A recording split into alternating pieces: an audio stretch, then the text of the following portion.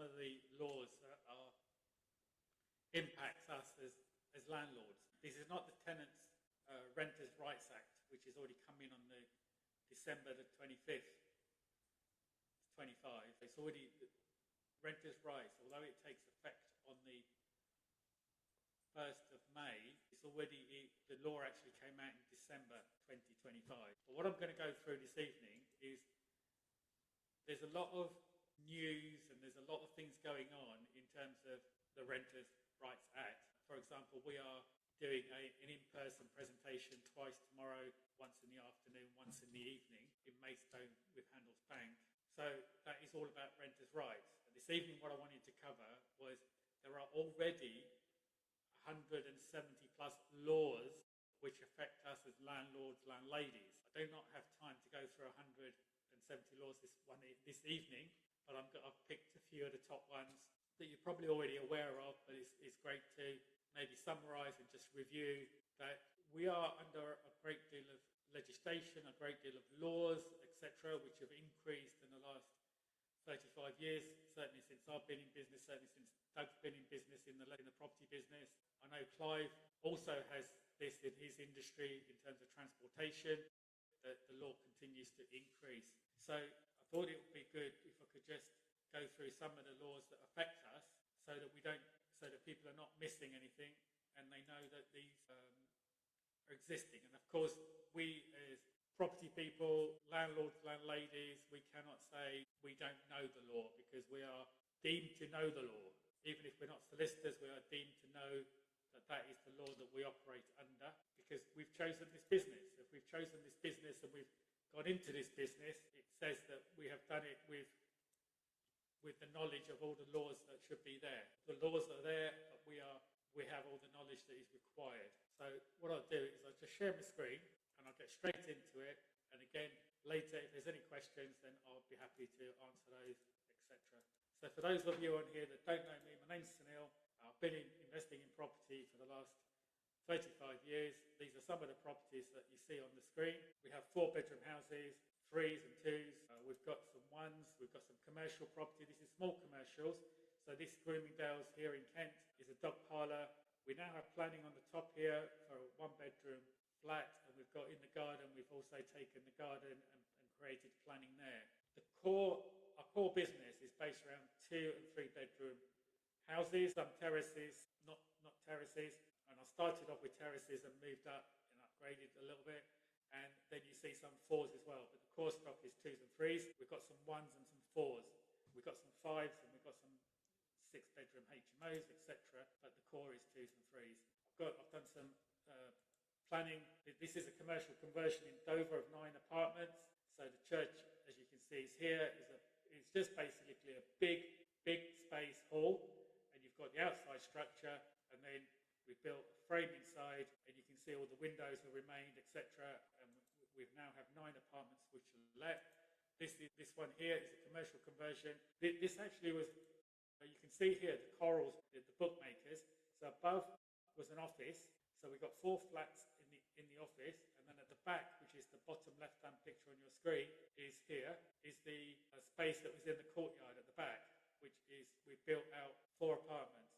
I hesitate there because we only built 3. We actually had planning for 4 new builds, one in the basement here, which we sold before we built it out. We built the 3 apartments here, and in the corals, this is the back of the corals, we built 4 apartments, and we sold all of it over time on a new leases, 125-year leases, by creating the value. This is a project we have in Newington, and it's land with a bungalow and land with planning. So we've now sold the bungalow off, and the red line that you see here is the development off the A2 for 10 houses. You see the road going around here. And each of these projects I could do a whole hour's, 2 hours, 3 hours training on, because each has a unique aspect to it. This one was planning game, and then we've got title splitting, etc. So there's different things. All of our properties are managed through our estate agency, which is here in Sittingbourne. We buy, hold, develop and rent out properties, and you can see some of our team here, and some of our team are based online as well, as in different countries. So we've got a VA in Philippines doing social media for 2 or 3 hours a month.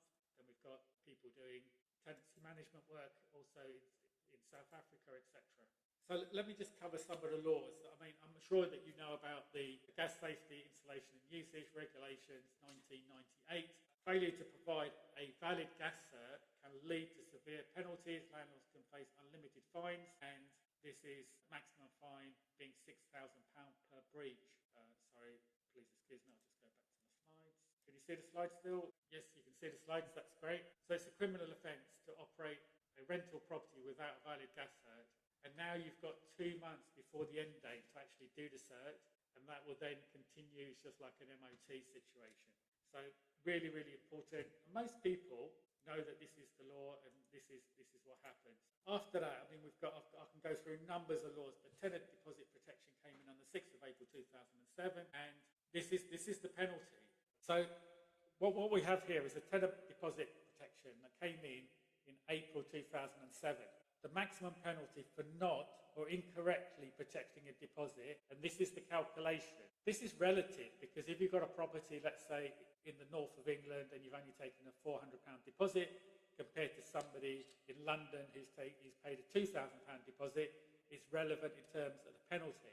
So if the deposit in this situation is £1,000, the penalty is 3 times the deposit that was taken in the first place.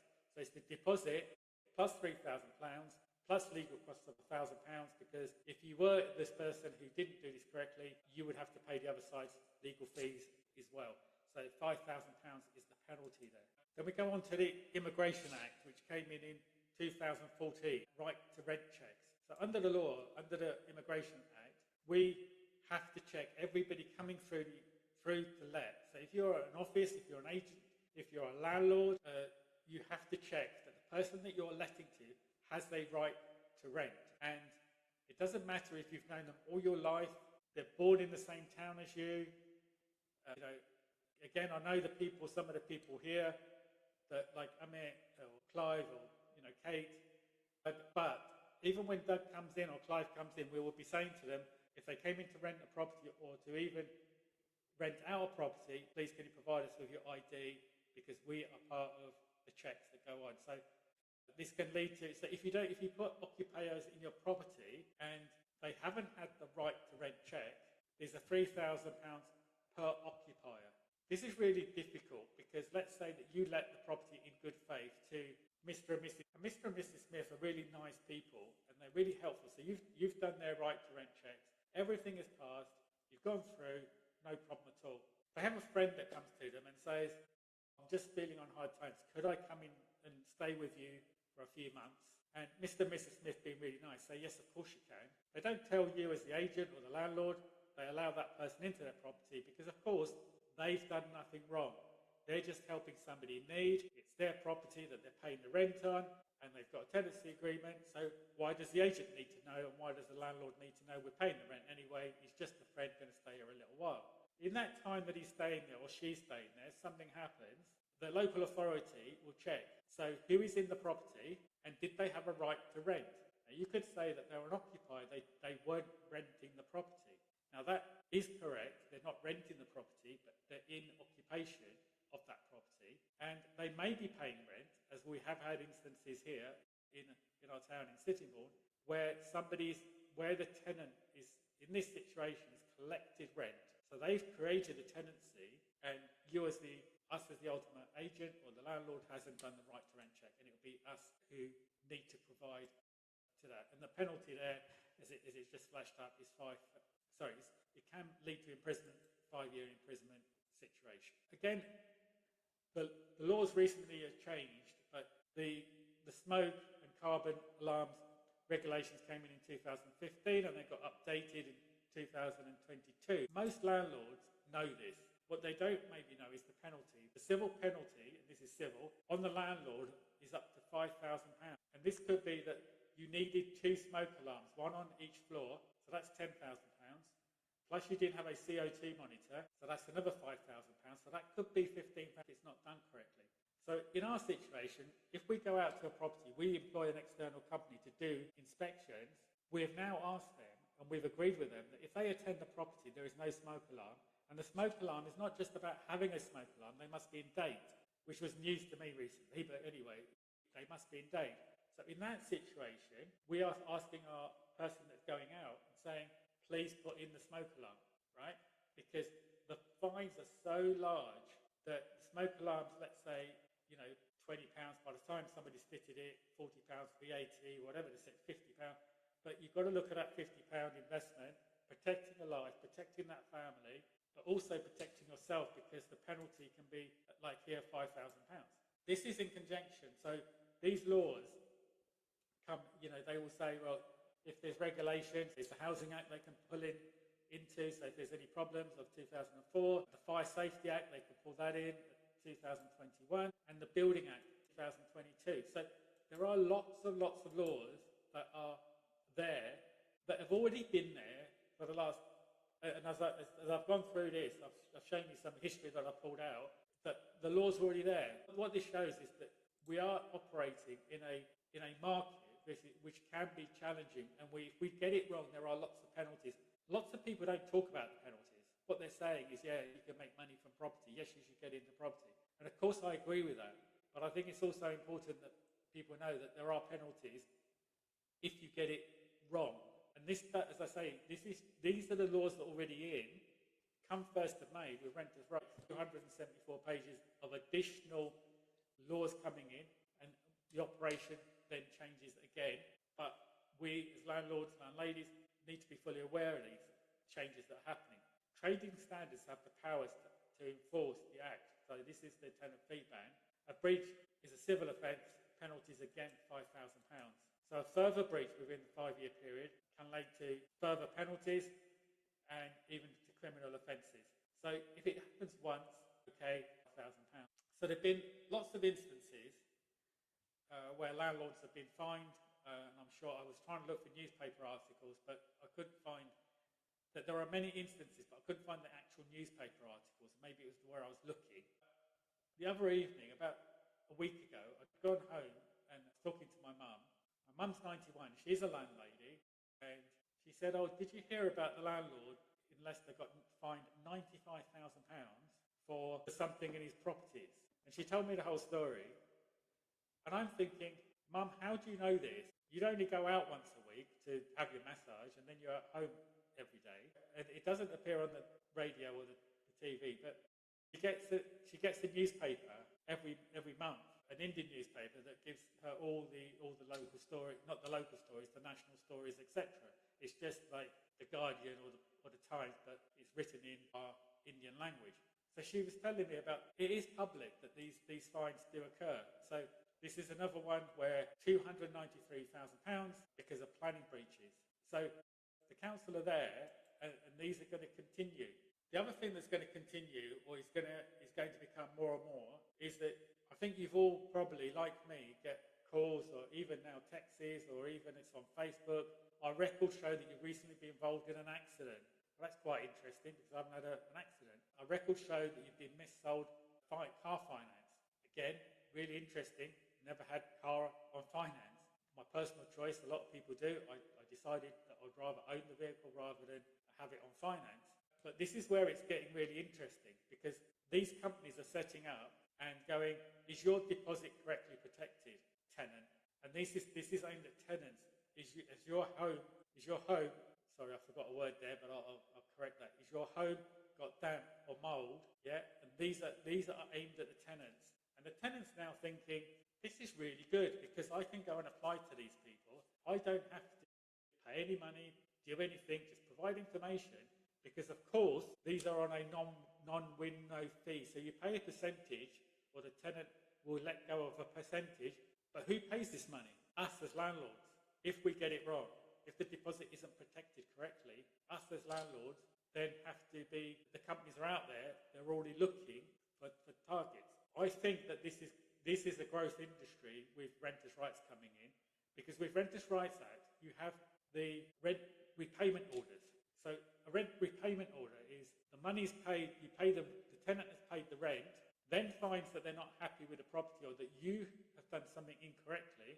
So then they go, well, we're entitled to our rent back up to 24 months. So they will go to one of these companies who will say, you're entitled to all your costs that the landlord will pay, and the rent would have to be repaid. Again, it's relative to the area that you're operating in. So Imran, who operates in London, higher rents, he would have higher. I'm not suggesting that he has not done this. I'm just suggesting that people in London, or if it's relative, the amount of penalty is relevant to the rent being charged, even in the same town. So Doug rents out his properties, let's say, in this area, and something happens, the deposit didn't get protected because somebody forgot to do it on the day, etc., etc., and somebody goes to one of these companies and says, I've realised that my landlord hasn't protected the deposit. Don't worry, because you're going to get your deposit, and we're going to make money from it as well. So this is a real growth industry. So you haven't just got the fines. There are people targeting landlords on that basis. But this is a perfect storm. Why is it a perfect storm? Because some people will be leaving the industry. Some people will think it's time that I don't want to deal with this. So that there will be opportunities for properties to be purchased, and we do this where landlords come to us and they say we want to sell our property, but the tenant's been so good that I don't want to serve notice, and I don't want the tenant to go, because I want the tenant to be in there and have a home still, and until the day of completion they want to collect the rent. So there's no void periods, there's no council tax to be paid, etc. The benefit for the incoming landlord is that there is no need to find a tenant. There is no void period from the date of completion because they've got a tenant already. The rent is paid from the day of completion, and if it's gone through agents like ourselves, there is tenant history. And the tenant history, it can be really good for the landlord coming in and thinking, well, yeah, they've been in there 7 years, they've always paid their rent, they're a good tenant, so this is a good situation. It's a smooth process which leads to reduced stress and hassle for all concerned. So this is one of the things that we do, and we've had a lot of success from this, where landlords have come in and said, we want to sell our properties, would you serve notice, etc., etc. And we've said, how about if we sold the property with the tenant in, and your tenant doesn't need to lose their home, they can continue, and you can collect rent until the day of completion, etc. And it's really worked. And as I say, there are benefits to incoming as well. So I'm going to stop sharing and see if there's any questions on all the information I've just thrown at you. And Kate, I hope you can still hear me, and I'm sorry I will try and speak up still. So if there's any questions, I'm happy to take them. If there's any clarity that anybody needs, please feel free to unmute, and happy to answer questions. Or if you've got a contribution, if you've been in a situation where something's happened, again, happy for you to share. So, that example that you spoke about with regards to, let's say you've got good tenants in there, and then they let someone that you're unaware of, and they let someone else live there for a few months. They're paying the rent. Why would you get prosecuted for that if you had no awareness of what was going on? Maybe I didn't catch it properly, but that would be completely unfair, right? If I'm renting out to tenants and I have no idea that they've let someone else in, like, I could be doing regular inspections, right? But in that time period when I'm not there, someone else could be living there. Could someone still be fined for that, even if they had no idea? The landlord is meant to know, okay? And you're correct. It's about inspections. So you can do an inspection, but if you do an inspection every week, then you're told that you're harassing the tenant. And in the contract, in the tenancy agreement, it says the tenant is allowed quiet enjoyment, right? But the Immigration Act says that you as the landlord should be aware of who's in your property. Yeah? So you're absolutely right, Nebi, is that even if you did an inspection every 6 months, how would you know? Because you could do it, they could move in. Even on the day of going, you may not see them there. I went a while back, I went to do an inspection because it was on one of our own properties, and the only way we knew that they were subletting was that it was 2-bedroom, and in the second bedroom was the guy he was subletting. He was in the room, and there was a fold-out bed, and he basically set that up as his studio. Yeah, and that was the only way we knew. And then we promptly served notice and got the property back. So you're right, is that on the one hand, you have to provide quiet enjoyment, and on the other hand, you as the landlord must be aware who's in your property. So here in Swale, and certainly more in Sheerness, the council are checking in Sheerness because there are areas where people are not just subletting, but they're doing other criminal activities, prostitution, bringing people in, things like that. And that's what they're trying to get away from as well. I hope that answers your question. Thank you, Sunil. If it was really good, I want to see a video from you. Sunil. So, I'm sure you'll do YouTube, and I'll be good. Sunil? Yes. It's Doug here. I get what you're saying tonight about these hefty fines, which make a lot of sense if somebody's doing something wrong and they don't put it right once they're in communication with the local authority.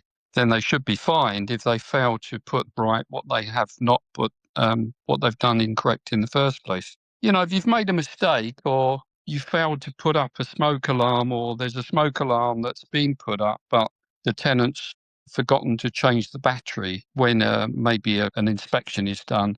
The thing is that, the council are going to communicate with the landlord and make the landlord aware that there may be some errors that need to be put right. And they're given time, usually 14 days, in order to put those things right and correct those mistakes. So, you're right, there are some big fines being bandied around, but you don't get fined automatically. You get fined if you fail to put right what you haven't put right in the first place. So, fines are not automatic. They are only there for those landlords that fail to comply with the law. And I think most of us on here, we comply with the law. And if we've made a mistake, which is easy to do, particularly if a battery in a smoke alarm dies and the tenant forgets to replace it, you get an opportunity to put that right before any fines are talked about. So I think there's been a lot of scaremongering going on, particularly over the past few months, trying to frighten landlords with these hefty fines. Fines don't exist unless you fail to comply with what the local authority are asking you to do. I've had many occasions where local authority have been involved and done inspections and provided a list of requirements for the property. And they're human beings. They talk to the landlord. 14 days to give you an opportunity to put right those things that you failed on, if you failed at all. But if you don't comply with the law, of course, you're going to get fined. But I think most landlords will comply. There's a very few number of landlords that get fined because they've refused to comply. So that's my take on it.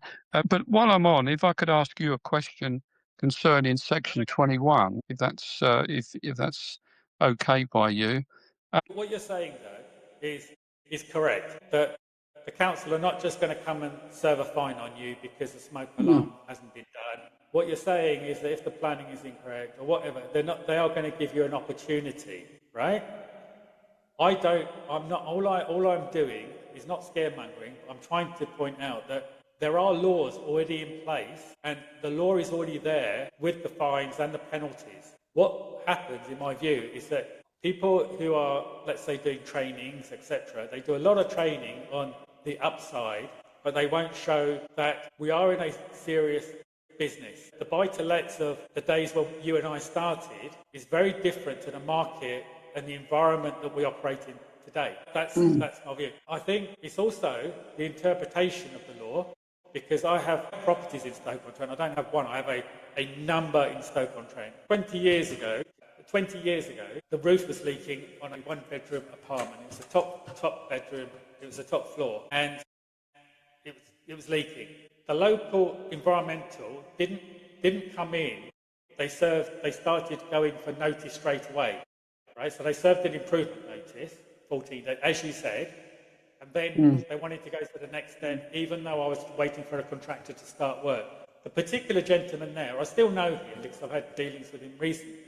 Their view is serve notice first and ask questions later. Other areas are different, as you say, that they're not necessarily just going to come in and serve notice. I think it's also fortunate that in the event that something happens, like there is a fire and the insurance policy may be invalidated if the smoke alarm's not there, or the council will start asking questions, have you got your paperwork, have you got this, etc. So I think that's the stage that it could get very difficult. I'm not disagreeing with you that they don't come in straight away, but it could happen. Yeah, and I think my aim is to make people aware that the law exists, and it's not just about having a gas safety check and a tenancy agreement. There's a lot more to this than has there ever been, even before the 1st of May. So I hope I'm glad you have a different viewpoint, because that is a good discussion. Sunil, I think it's very important to perhaps talk about more than the potential fines that a landlord can be slapped with if they were to do something wrong. More importantly, it's important to keep up your professional development, your CPD points. And there is plenty of training available via NRLA and various organisations that offer ongoing training and personal development in terms of being a landlord. If there are landlords out there that are ignoring that opportunity to keep up with the law, then maybe they deserve to get into trouble. But if you're a professional landlord, a responsible landlord, you will keep pace with the law and you will keep your professional training. Perhaps that's something that you should talk about more so, is of developing landlords' knowledge and training levels and knowledge levels to enable them to keep pace with the law. I appreciate that. And this, the people that are here this evening, Doug, they want personal development, they want business development, they want development in property. That's why they're here. I've just taken a piece of the industry, and we have a lot of industry part. There are lots of people who do trainings on serviced accommodation, how to deal source, how to do developments. I could probably talk about all of those things. What I've done this evening is taken something different, because I've been doing this on here for a number of years, and I'm sitting here thinking, what can I present, or what can I share this evening that would be of some value? And that's all it is. I'm not suggesting that tomorrow you're going to get fines. You may know penalties for every law. I don't know them. At 170 laws, I don't know all the laws that I am meant to know, right? But we only know a handful. Well, we all have access to that information very easily. It's available online. It's available via National Residential Landlords Association and the likes. Absolutely, it's available and the law says that we should know. All I'm saying is, we should know. I'm just sharing. We should know that. All I'm saying is I've just shared a few laws that are important to us all at the moment, especially like smoke alarms. It's not just about having a smoke alarm. The smoke alarm has to be in date. But anyway, I hear your viewpoint, and I'm really pleased that you've raised that it's not immediate. Yeah, I'm not trying to have a go. It's just a relevant point. It's just the thing is that via social media and various channels, there are probably at least a dozen estate agents, letting agents, that are telling a very similar story to what you are this evening, trying to frighten landlords by quoting these very large fines, £40,000 for this, £50,000 for that. It's relevant information, but I think it's just a lot of unnecessary scaremongering going on, trying to frighten. I appreciate your viewpoint, okay? I'm not here to scare anybody, I'm just here to share information, yeah? If you are happy to continue listening, it's fine. If you're not, then that's okay. I don't lose any sleep. I'm just here giving my free time and having a great time talking to people. And one of the reasons I do this, Dad, is that I really enjoy sharing information, because I also get benefit from it. I'm also comparing slides. If it's offended you in any way, not at all, Sunil. I think we all. Not at all. You haven't offended me at all. We all enjoy the time that you spend with us. I appreciate that. There's no one here scaremongering, and you talk about other agents, which is really good. Yeah, I know our unique selling proposition. I know that we are unique in the market that we operate. And that is because I'm not an estate agent that's come through doing sales and then decided to put on a lettings department and get a few people in doing lettings. I'm an invested landlord in this area for 35 years. So I know every street, I know every property, I know where to buy, where not to buy. And when the landlords that I deal with, their interest rate goes up, I feel their pain because it's also happening to me.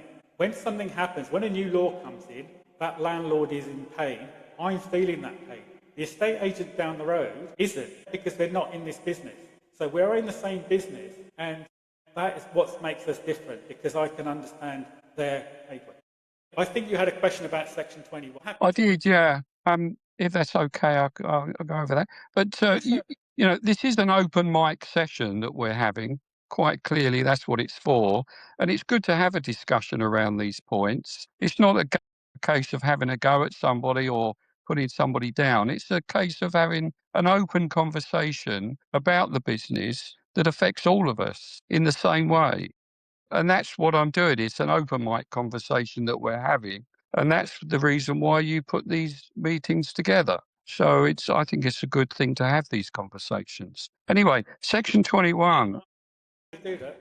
Yeah. Good. I'm just wondering, I've got a couple of tenancies which I'm considering serving Section 21 notices. The latest one started on the 22nd of December, and it's a 6-month term, which clearly runs into the new regulation after 1st of May. Do you know whether it is acceptable for me to issue a Section 21 notice after the 4-month period, even though the remaining term of that 6 months will run into new legislation? Where does the 4 months end? Before the 1st of May? No, it started on the 22nd of December and it's a 6-month term. Yeah. So you can serve a Section 21 notice under the old rules after 4 months. If I serve a Section 21 notice after 4 months on this particular occasion, the 6-month period, the end of the term, is after May, after the 1st of May. Can I still achieve? Yeah, you can, because after 4 months, it'll be the period between the 22nd of April and the 1st of May, right? And then you give a 2-month notice, and then after that, it's gonna that'll take you into end of June, and then as long as you go to the courts before the end of July, you'll be all right. So you can do that. I'm pretty sure you can do that. Yeah, because I was looking into this as well. All right. Yeah. Well, good. Thank you for that. So I was going to say, Doug, I had this similar conversation with Nebby, and Nebby stepped in, which is great. I had a similar conversation with Nebby. Again, in the Housing Act, it says about if you serve notice and people think that you have to see it through the court process. When you serve a Section 21, what the law actually says is that the tenant should leave, right? So you serve a Section 21. At the end of the tenancy, which is the period, that tenant should leave. There shouldn't be a need to go to court but if the tenant doesn't leave, then you have to. But yes, you're in the window before the 1st. And when I initially spoke to Neddy, I thought that we had to get to court before the section at the end of July. We had to be in court, but it's not the case. Until if it's in the court system, then it will go through. So you should serve notice, and you should do it sooner rather than later. Does that make sense? Doug, you're on mute. You're on mute, Doug. No. Yeah, so after the 1st of May, it's no longer a fixed term. It's on rolling contract. But providing the Section 21 is in prior to the 1st of May, then you're saying it's clear to proceed with the eviction notice. Yeah, so in your case, in your case, it'd be prior to the 1st of May, but after the 22nd of April, right? Because it's got to be 4 months after the tenancy has started. So if it started on the 22nd of December, then the 22nd of April would be, I guess, the first day that you'd be able to service. You've got a week window, essentially a week window to do it. Good. Thank you for that. And Doug, if you can, come and see Carly, she'll help you, because it's about all the other paperwork to make sure that everything is in order, which I'm sure it is. But yeah, if you need any help with that, then that'd be great. Hi. Yeah. Daniel, this is Imran. I just wanted to make a comment. So I wanted to first thank you and applaud you for spending your time and sharing your knowledge and experience. And I wanted to share my personal experience. So, and I have shared this on the Property Millionaire WhatsApp group. I think it was yesterday or perhaps day before yesterday. If someone hasn't seen my post, then I would certainly recommend clicking on the attachment. And the attachment effectively was a letter that I received from Hounslow Council with regards to me being a HMO landlord. And I do have multiple HMOs in various boroughs. So I saw this letter, and as a law-abiding professional landlord, I was a bit shocked to, number one, receive a letter from the council with regards to my HMOs, because I wasn't expecting any letters from them. And then certainly when you read the first title and the heading and the subject of the letter, it got me extremely stressed. So I've got the letter in front of me, and I'll just read the first couple of lines. It says, "Dear landlord, subject, formal warning, your legal responsibilities as a HMO landlord." Now, I don't know about you guys, but to me, that is extremely aggressive. That to me is an extremely threatening letter. So if anyone thinks that the councils have our best interest at heart or will only prosecute landlords that have genuinely made a mistake or fallen short of their duties, and they will give us a chance to rectify things, well, that's not my reading of the situation when I look at this type of letter. So I would strongly suggest landlords make sure that their properties are absolutely pucker. Make sure that their compliance and standards are all T's and crossed. Don't give them any excuse, because it doesn't look like they have any intention of working with us to make sure that we comply. Back to you. Imran, I appreciate your kind words, but I also agree with you. Exactly everything you said. I mean, you've been a professional in this business for many years. You know, you operate in high value areas. And yes, a lot of the councils are stepping up. And the reason I think, really would like your view as well, is that a lot of councils are actually going into liquidation. They don't have the money. I've just received council tax notifications for next year, which have gone up on our own home and plus others, but they don't have the money. And now they've just been given powers under the Renters' Rights Act to go and collect £7,000 very quickly. They are recruiting officers certainly in this area and in other areas for renters' rights specifically, to check the mould, to check everything else, to check housing standards. So I think you're absolutely right that there's nobody has our own interest at heart. And part of sharing with you this evening is not just you, Imran, everybody, is to say that we are in a serious business because we are looking after people in their homes, which we all knew. But people get into this business, get into our industry a lot of the time because, I'll do property because somebody else is doing property, or they see the returns, or they think that it's a sexy business. It's a serious business. And I think the government are now saying it's a serious business, and we are going to make it a serious business.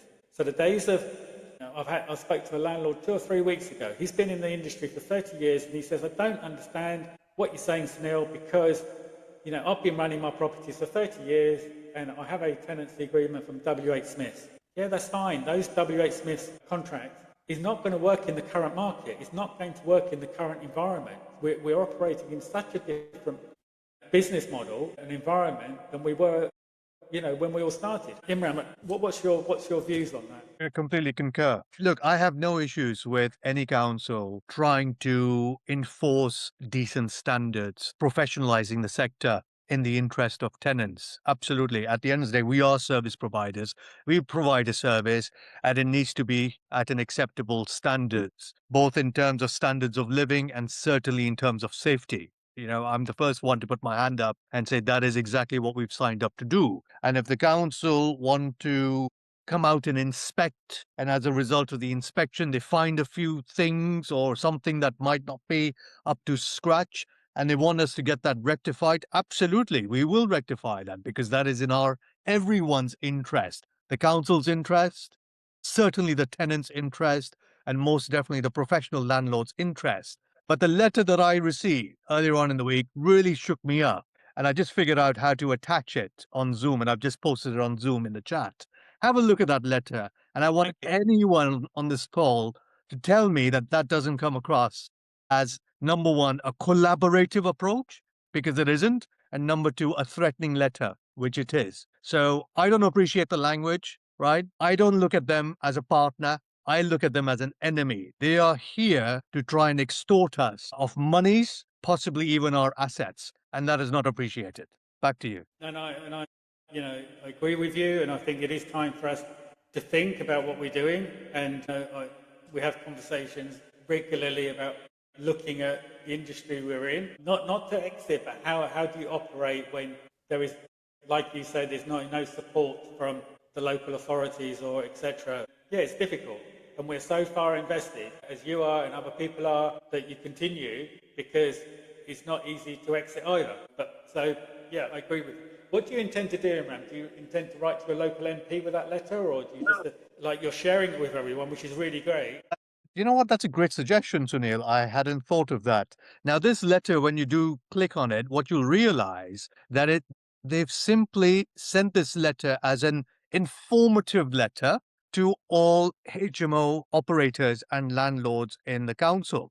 So I have no issues with any council reminding landlords of their responsibilities. But there is a way to do that. The tone that you use, the language that you use, there is a way to do that. When you double click on that letter, that is a threatening letter. And in my opinion, I'm extremely disappointed in the council. And this is obviously Hounslow Council in particular. I haven't received these type of letters from any other council that I operate in. So I'm willing to admit this might be a one-off. It might be a Hounslow Council unique situation. And if that's the case, I'll reach out to the MP of Hounslow Council. What wouldn't surprise me, however, that being a Labour council, is that this type of attitude is probably advocated by the MP in Hounslow. So I think the rot is not just within the lower levels or the lower echelons within the council. It probably goes all the way to the top. That would be I would be seriously disappointed if that's the case, but I wouldn't be surprised. Back to you.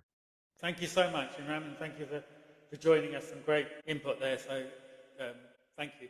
Yeah, so just on the back of what you've been saying, I've got all of our properties with an estate agent at the moment. Sort of middle of last year, when the Renters Reform Bill was being more advertised, we decided that we are going to start and take all our properties back in-house, only because I don't think an agent will care about our properties as much as we would, and all the hype at the moment about everything else that's going on. So it was just a quick question. What sort of notice should I be giving the agent and the tenants that we're going to self-manage? Is there a set number of days, a month? What's the sort of procedure there? Yeah, great question, Andy, and good to see you last week at the in-person meeting. So it depends on the agreement that you have with your agent. We had a situation where we've had situations recently, but anyway, about 7-8 years ago, we have a property in London,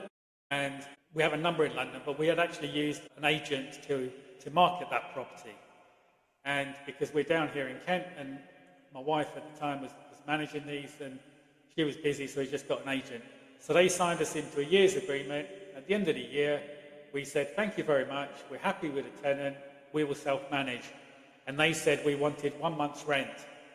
And the rent, I think, was £1,500 at the time. So £1,500 rent was their penalty for releasing you out of a contract. Okay? So I went back to them, it was a corporate, and I went back to them and I said, although it's in your terms and conditions, this is not legal. It's not illegal because there's no law that says that.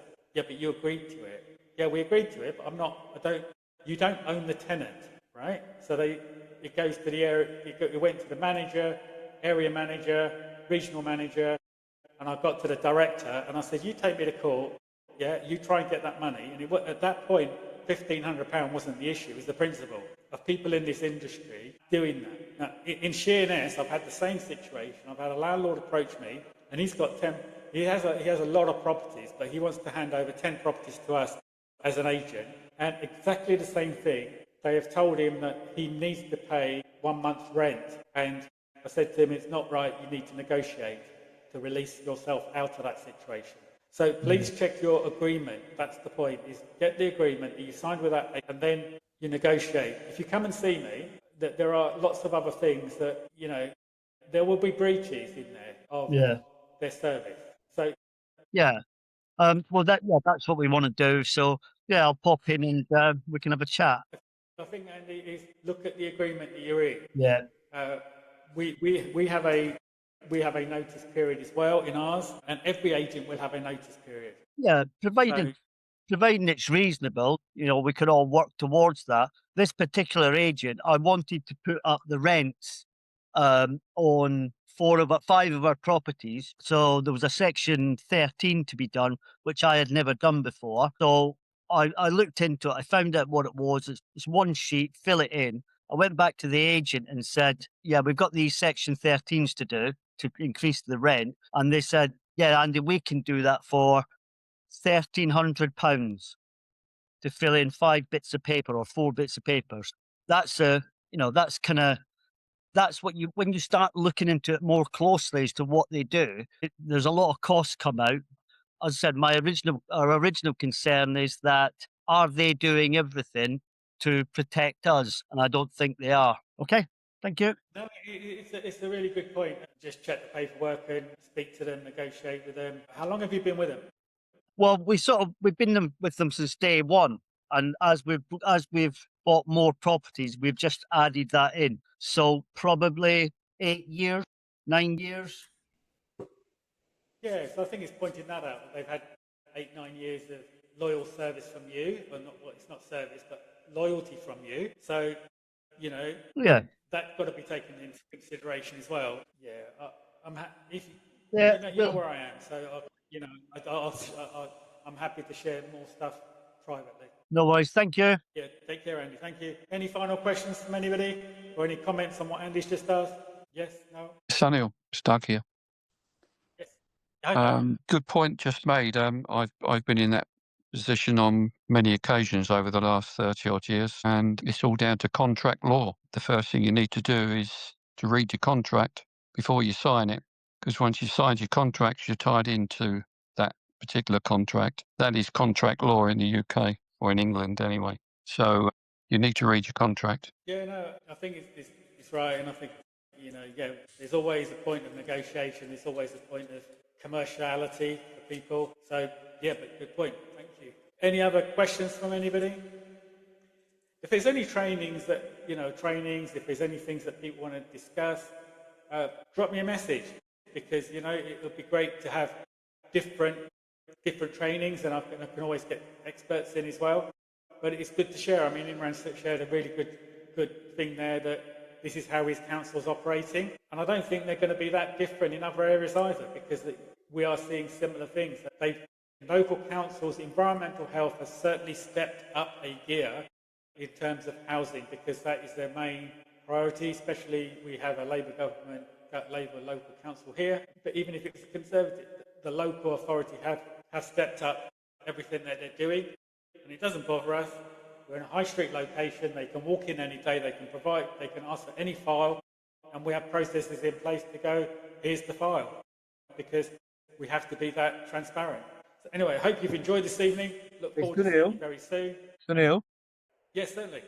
Yeah. Just a quick one. I did my EICRs about 5 years ago across the entire portfolio. And now obviously 5 years are up, so I'm having to do them again. And as I'm having to do them again, probably seasoned landlords of us are probably aware that the EICR regs have actually changed. And as a result of the regs changing, fuse boards, consumer boards that passed 5 years ago may not necessarily pass anymore. So just a quick heads up for all landlords here, operating landlords, make sure if your EICRs are due, you leave enough time to, number one, get a proper electrician, and number two, enough time to get the consumer unit changed, because there's a very strong possibility that might be required. Imran, thank you for coming in there. And I think you're absolutely right. It's the 5-year anniversary. And what we thought, okay, when they're due, when they come up due, we'll phone the electrician and we'll get these done. And we have a database of 5 electricians. As we've gone out to these guys and said, right, our electricals are up and we've got pretty big volume to go through, they're saying, we're really busy, we're already booked work in, we can do it. Yeah, certainly planning in the future is going to be important. So I think the next time round, and those 4 or 5 years, 5-year period comes around sooner, I think I'll be doing mine at 4.5 years. I appreciate I lose some time, but it's going to be cheaper as well to get them done a little bit earlier than wait until every electrician is busy trying to service all their other customers as well. Yes, we have, as I say, we have 5 electricians. Yes, we have got a lot of going through, and we make sure that they're not out of date, but it's been a challenge. So I'm glad you brought that up. And the regs have changed and they'll continue to change, I think. Excellent. Okay, unless there's any other final thoughts or questions, I'll call it an evening, and then we'll see you very, very soon. Going once, twice, 3 times. What I was just saying is, yeah, if you need anything, please reach out to me. But if there's any things or trainings or you want to come on here and do anything, please give me a shout and in the background, and we'll sort that out as well. So thank you very much. Have a good evening, and we'll see you soon. Cheers, Sunil. Thank you, Sunil. Thank you, guys. Thank you. Bye-bye. Thanks, Imran. Thank you. Thanks a lot, Sunil. See you. Bye.